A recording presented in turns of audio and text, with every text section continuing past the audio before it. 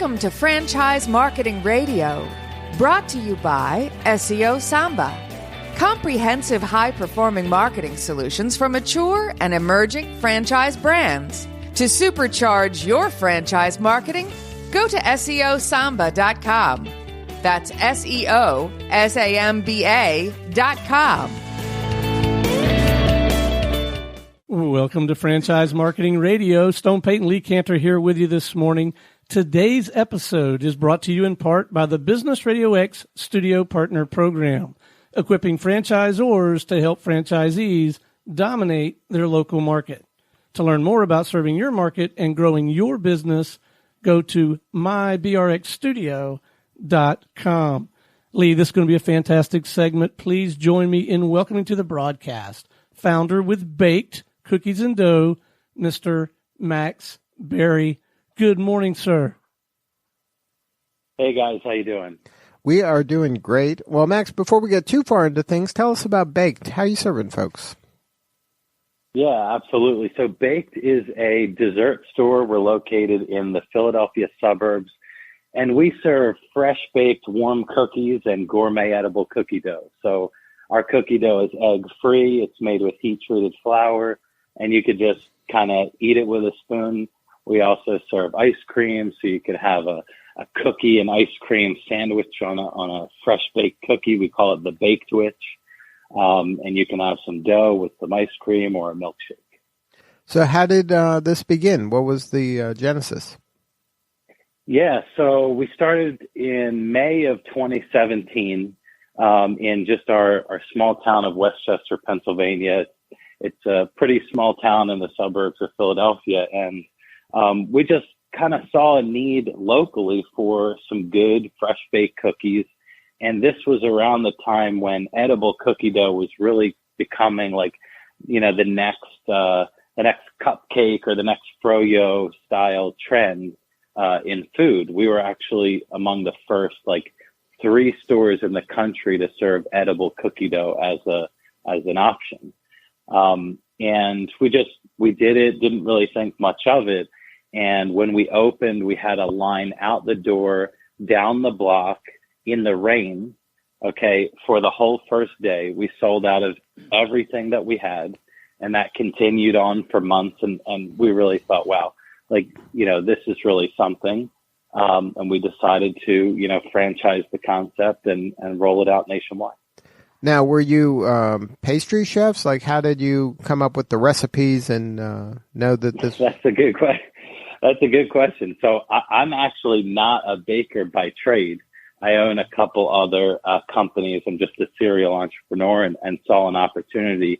Obviously, we have a pastry chef that made all the recipes, and she's very talented and comes up with new recipes all the time, pumpkin pie and pumpkin roll and brown sugar maple, things you wouldn't really think of as a cookie dough flavor besides the traditional chocolate chip, salted caramel, Oreo sugar. But yeah, no, I'm actually not a baker by trade. So, but you thought, hey, this edible cookie dough could be a thing. Let's take a swing at that. Yeah. And, not to toot my own horn, but yeah, I was right. Now there's multiple edible cookie dough stores in every single state, from basically zero, I guess 1, 3 years ago. And so, yeah, it's just blowing up, and there's stores opening all over the place. Most of them serving just edible cookie dough.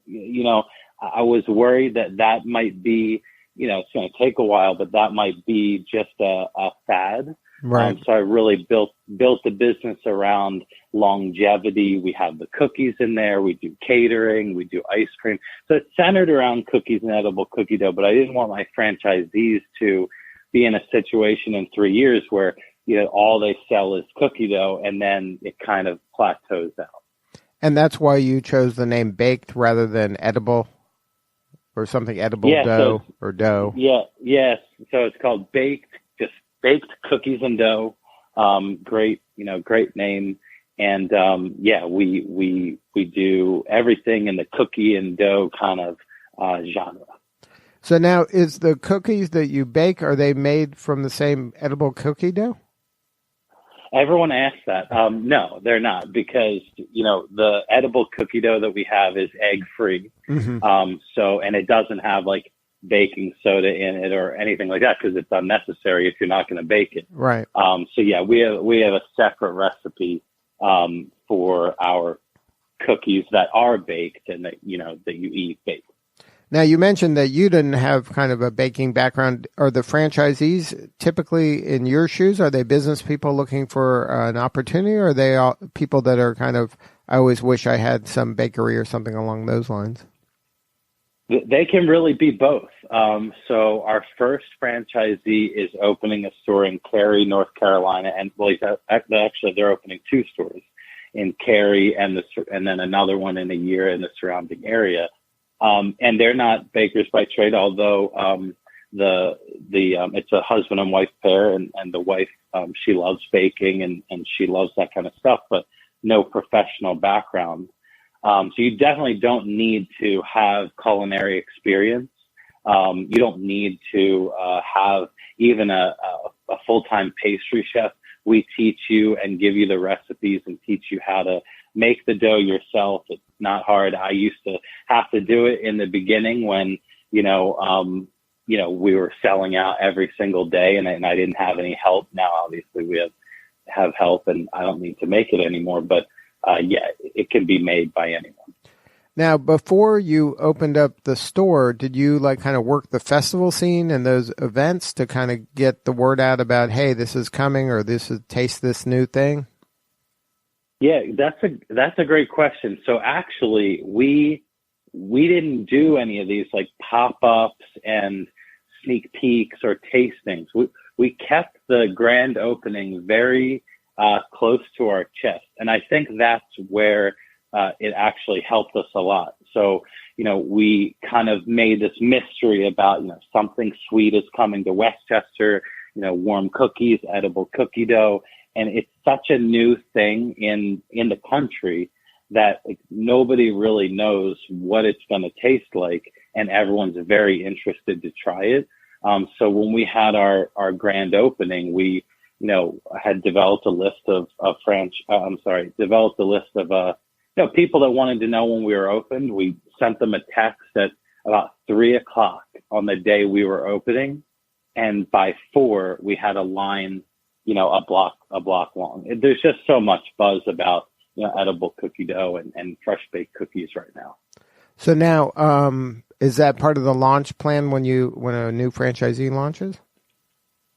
Yeah, absolutely. We have a very extensive Facebook marketing pre-launch plan. We've really figured out what works and what doesn't work. And that's really why people decide to, open a franchise, because they don't want to have to figure it out themselves. We've spent so much money on stuff that just didn't work. Old school marketing and advertising tactics that were a huge waste of money. But we're very good in the digital space, social media, Facebook advertising. We know how, franchisees can build a big list of people that want to know when they're open, and then, get the doors bursting on opening day. Now, what's the demographic of the customer at one of the stores? Is it mostly young people or kind of moms, families? So, yeah, it's actually families. It's families with kids, people who are in the town that, maybe they went out to dinner and they're looking for something for dessert afterward. Now, we're in a college town, and that's a plus. But by no means is our main demographic just college students. We, obviously have our most success with families with kids that, have that disposable income to go out and spend $30 on dessert. But do you offer delivery? There's some, at least here in Atlanta, there's some delivery, hot cookie delivery services. Yeah, we do. We do offer delivery in our Westchester store through Grubhub and DoorDash primarily. That's our model, is to use the third-party delivery companies, also Uber Eats. But a franchisee, if they want to have a delivery person, they can absolutely do that. We just, kind of see the benefit in letting somebody else do the deliveries and have the labor, have the delivery drivers, and then just pay them a fee. So now, how are you getting the word out regarding getting new franchisees? Is it hard to kind of differentiate yourself in a sea of, like you said, now you're not the only game in town anymore. Now there's several of them. So luckily, we kind of are still the only game in town when it comes to franchising. There's a couple other options. They don't really focus on cookies. They don't really focus on ice cream. They just mainly do the cookie dough. But most of the cookie dough stores in the country are just mom and pops. So if someone wants to get into a really hot food trend right now, it's been pretty easy to get in touch with them and have them find us. And then what's a good market? You mentioned college towns. Is that what you're looking for, to launch through college towns first? No, actually we like growing suburbs of major cities. So example, Cary is a really, great suburb of Raleigh. People are flooding into there. There's lots of development going on, lots of people coming in. And also, obviously, major cities will always be, great because there's a ton of people walking around, tourists. No, but by no means do you need to be in a college town to successfully run a bake and have a good business. If you're just now joining us, you're listening to Franchise Marketing Radio. Our guest today is Max Berry. He's the founder with Baked Cookies and Dough. Max, Stone Payton here. A couple of marketing questions. One, are you finding that some marketing media or tools are working better for you than others in terms of getting the word out about the franchise opportunity? Yes, I can say that, in terms of franchise marketing and finding new franchisees, the key is to get in front of people that already are looking, right?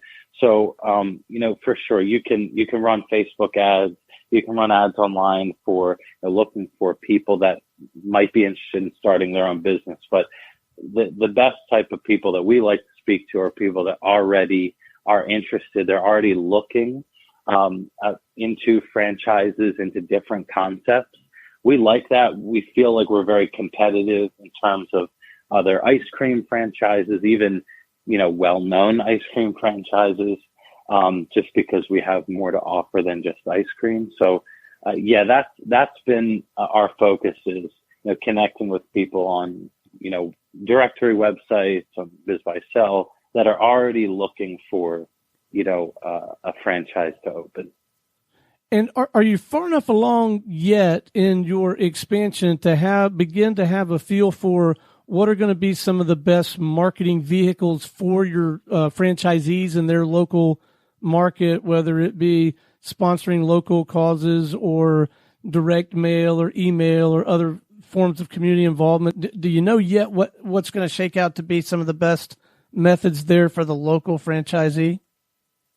Absolutely. And I think that's where, I can kind of set us apart, whereas some older, albeit, well-known brands might encourage franchisees to spend money on things like direct mail or sponsorships and things like that. Those things are great, and those things are good branding, but the ROI is not immediate.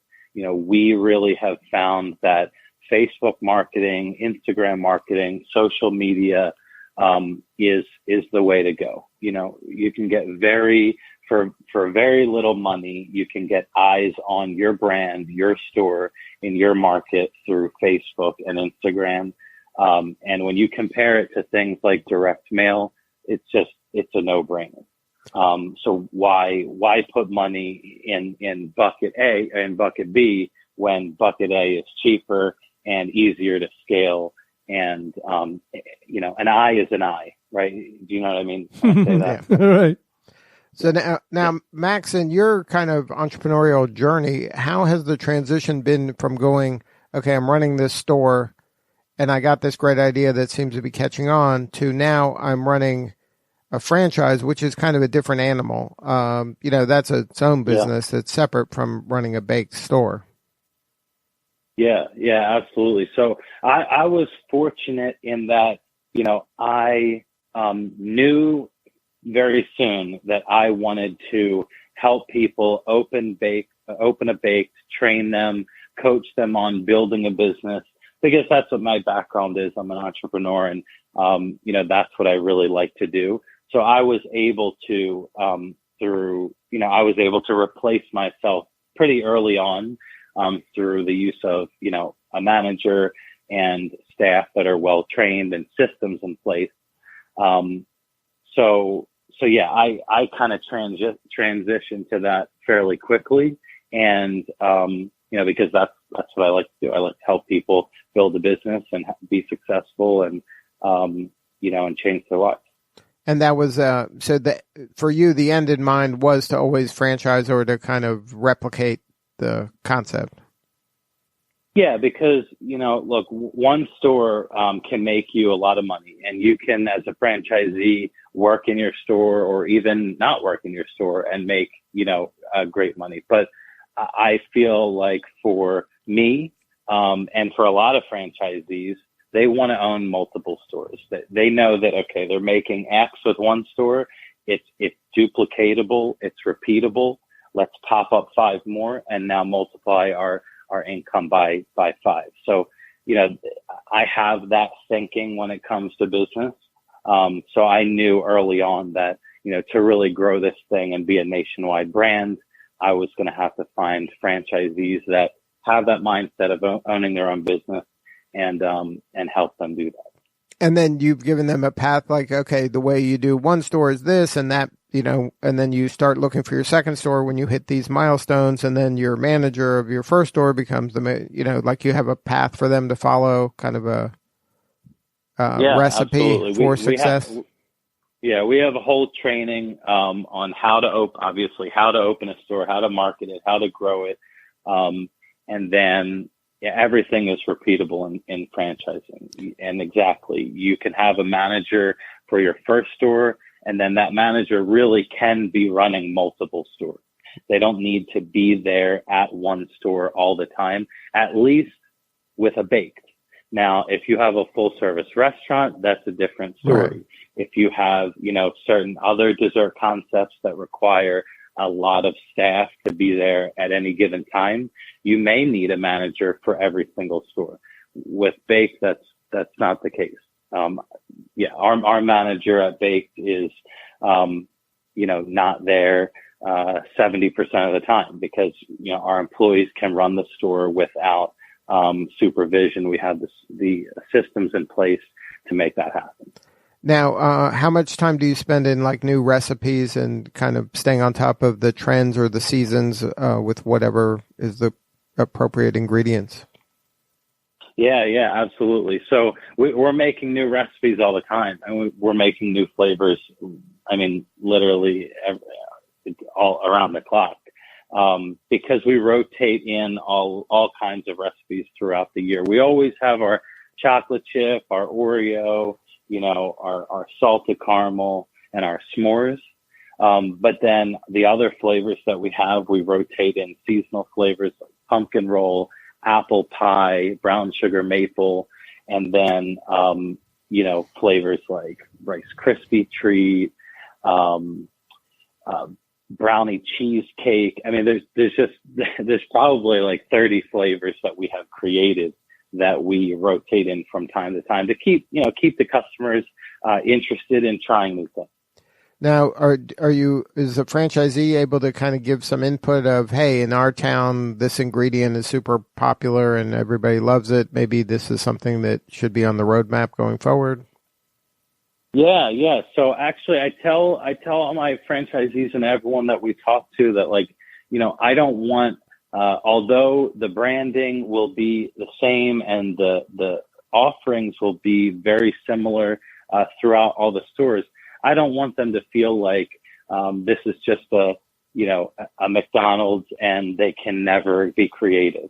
So I tell them if they want to come up with or have an idea for a flavor that's local to them, maybe in, Georgia, someone would have like a peach, cobbler flavor. We'll develop that for them, and perfect it and, make it taste great. And then we'll give them the recipe and they can make it and add it to their menu. Good stuff. Well, it sounds like you got a lot of the big stuff covered. Congratulations on all your success. Yeah, thank you. It's been going well. Now, if somebody wanted to learn more about the opportunity, is there a franchise website? And maybe give both the kind of the regular person website and the potential franchisee website. Yeah, absolutely. So you can always get a bunch of information from our corporate store site, our first location, bakedwc.com. That's BAKEDWC for Westchester. And on that page, there's a franchising link that'll take you to a page where you can learn more about the opportunity, about the concept, about what we're looking for in a franchisee, and obviously the average cost of a store, the liquid capital requirement, and some fees. Good stuff. Well, Max, thank you so much for sharing your story today. Yeah, thank you. Thanks for having me on. All right, this is Lee Cantor for Stone Payton. We will see you all next time on Franchise Marketing Radio.